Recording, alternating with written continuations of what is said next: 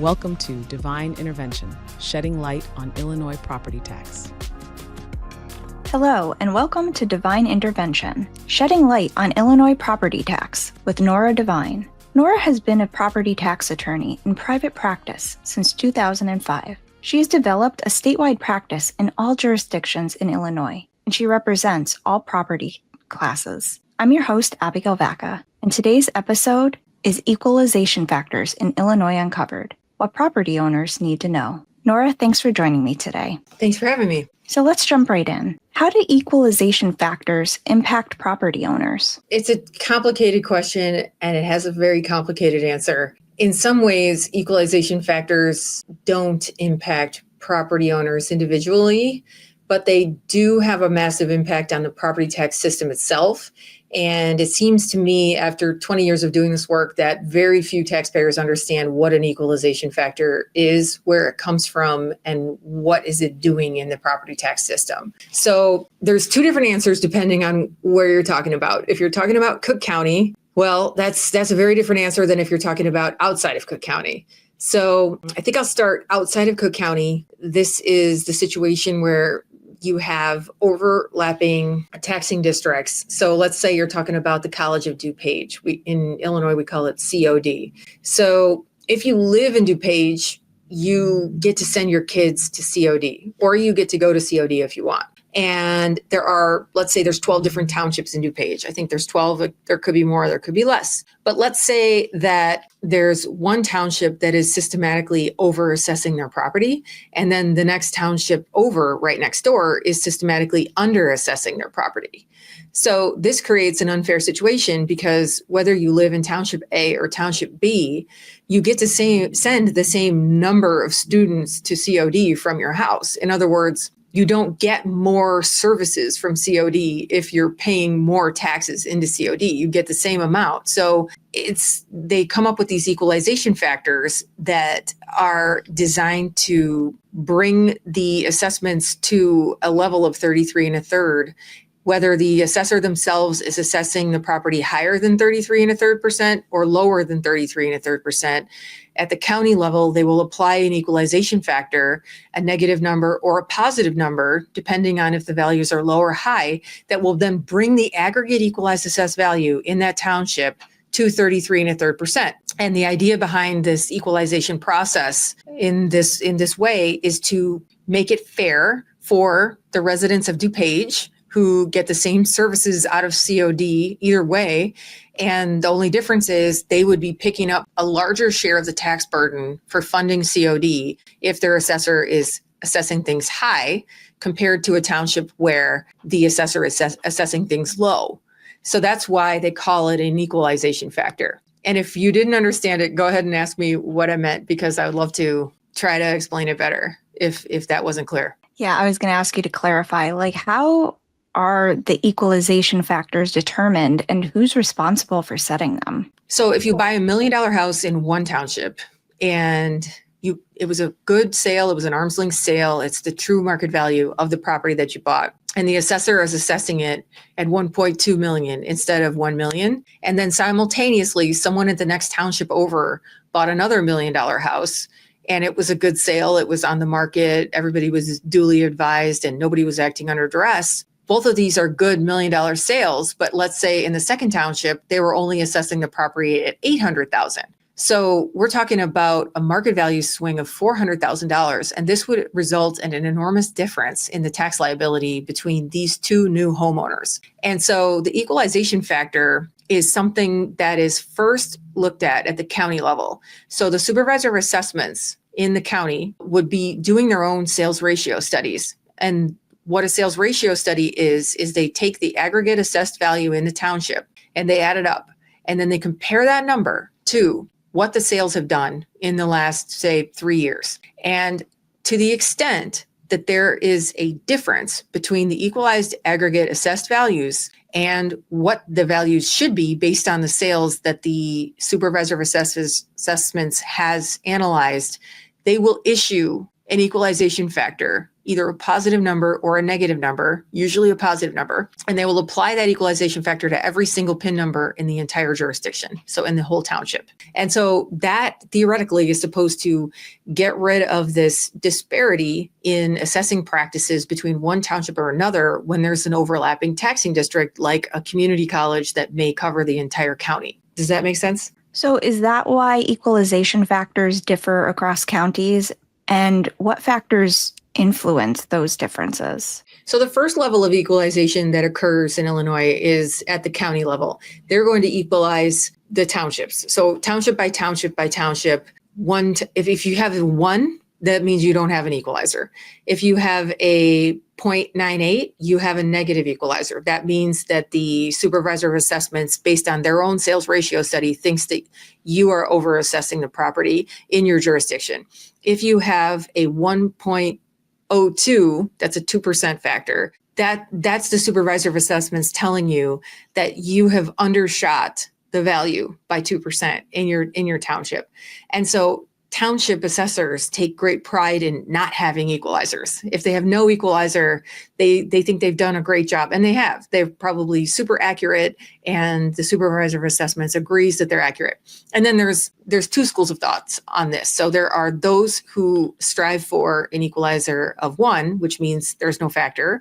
And then there are others who say, no, I reassess in the first year of the quadrennial reassessment cycle.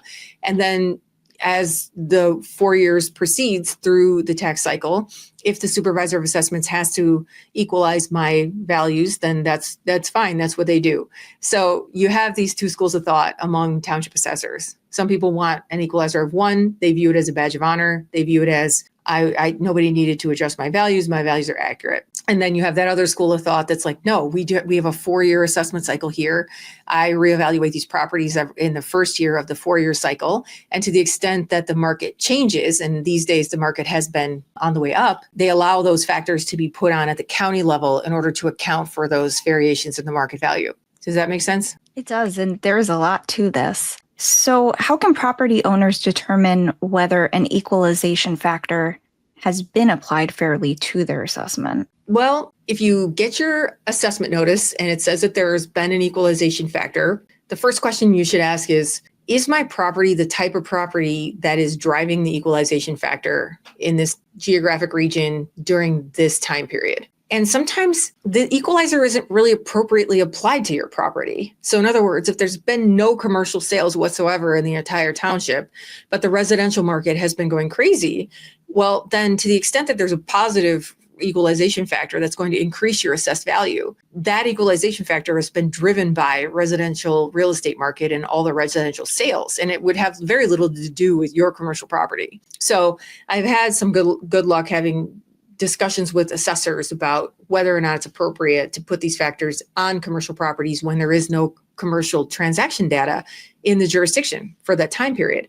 So that's one thing. When it's not fair, back before the pandemic, the luxury market was very stagnant. So the properties that were worth more than $1.5 million, $2 million, they had enormously long marketing times. They were on the market for more than a year, sometimes 2-3 years, sometimes longer. And that changed when the pandemic happened because the number of people working from home changed quite a bit overnight. And also people viewing space as a luxury and as a necessary luxury. It wasn't even a luxury, it was a necessity. There were people who had the right amount of space for themselves when their kids were in school all day and they were at the office all day.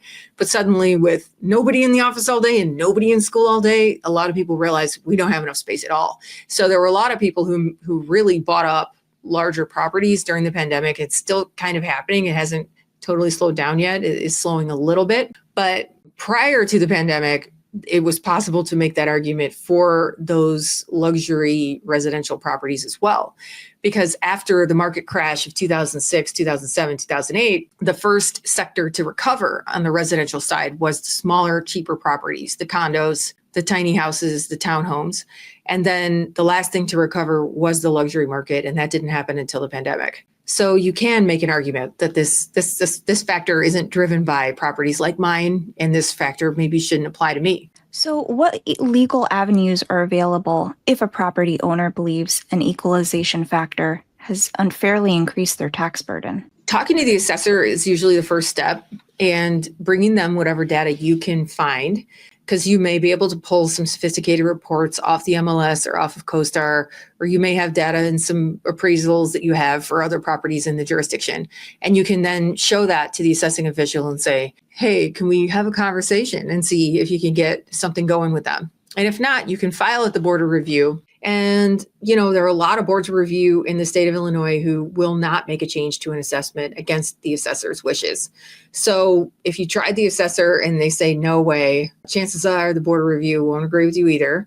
So then you're stuck maybe looking at getting appraisal evidence for the Property Tax Appeal Board, because the standard of proof at the Property Tax Appeal Board is going to be clear and convincing evidence if it's a uniformity case, and it's going to be preponderance of the evidence if it's a market value case. They won't strictly review an equalizer argument there, and you can make arguments about the market value that support what you're trying to do with the equalizer, but there's certain things that work at that level of appeal and certain things that don't. So talking to the assessor first, expecting the Board of Review not to agree with you if the assessor doesn't agree with you, and then perhaps looking at getting more solid market evidence, whether it's sales evidence or an appraisal or things like that at the Property Tax Appeal Board. Again, lots of moving parts here. So how do equalization factors interact with other property tax components, such as assessment appeals or exemptions? I think I'll take this opportunity to go back and tell you about how the equalizer works in Cook County. So in Cook County, it's complicated because we have 102 counties in the state of Illinois.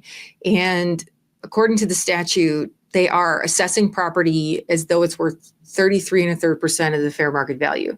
So if you buy $1 million house anywhere in the state of Illinois, the assessment should be $333,000 because it should be assessed at 33.33%. However, if you're in Cook County is the only jurisdiction that classifies property for property tax purposes. And so the residential property in Cook County is assessed at 10%. So if you buy $1 million house in Cook County, then your assessment should be $100,000. And so the same principle applies, that since the public schools are funded in part by a centralized state funding formula, Cook County has to have a fairly large equalizer applied to every single pin in the county because they classify property. So to the extent that they have so many other properties assessed at lower than 33.33%, there has to be an equalization factor put on every pin in order to level the playing field between Cook County and all the other counties in the state. So an equalizer is just what it sounds like. It's something that's supposed to make things equal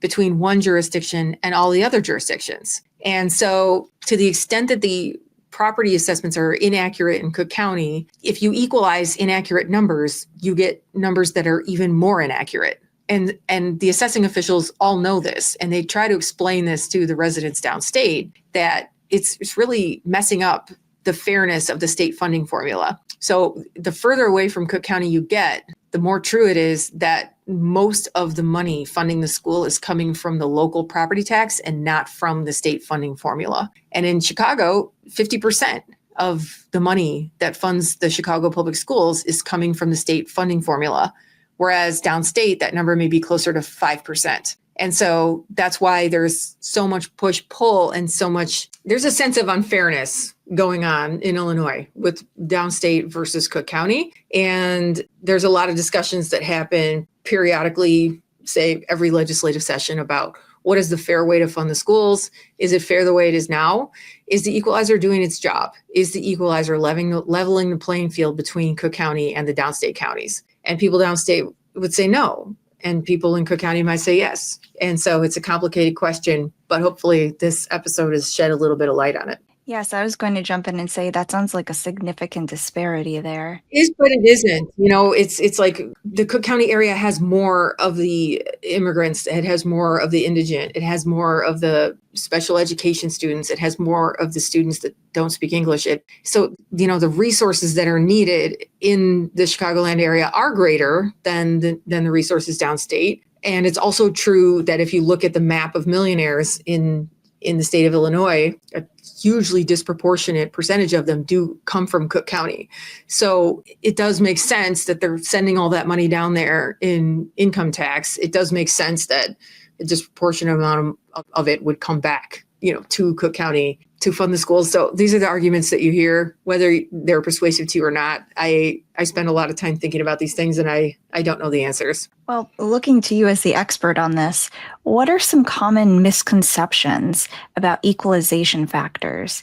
And how do they affect property owners' understanding of their tax obligations? When they receive the assessment notice in the mail and it looks like the assessment is 10% higher than it was last year, we get a strong reaction from some of our clients. And then we have to explain to them that if everybody gets an increase, then the taxes actually stay the same. Because if the assessed value goes up for everybody, then theoretically, what should happen and what does happen, absent certain specific circumstances, is that it puts downward pressure on the local tax rate. So if you have the assessments going up, the tax rate going down, then that means the taxes stay the same. And it's very hard to explain that to a property taxpayer because all they see is like, no, this number's going up. That means that other number is going to go up too.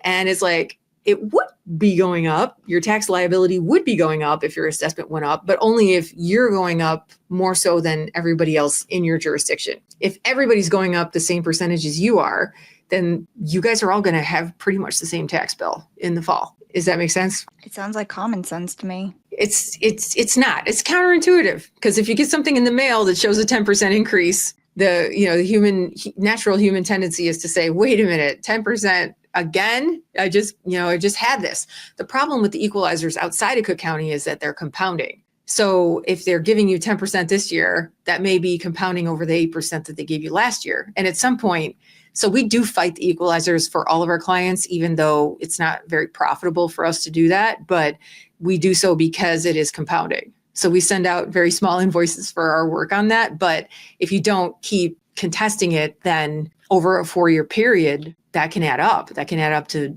25 to 45%. Wow. Well, this is important work you're doing. Thank you so much for joining me today, Nora. This has been a great conversation. Thank you. Nice to see you. You as well. Thank you for joining us on Divine Intervention, shedding light on Illinois property tax with Nora Devine. To connect with Nora and the team, visit thedivinelawgroup.com. And please like, subscribe, and leave a review on your favorite platform. Thanks for watching. Be sure to hit that like and subscribe button and leave us a review in the comments.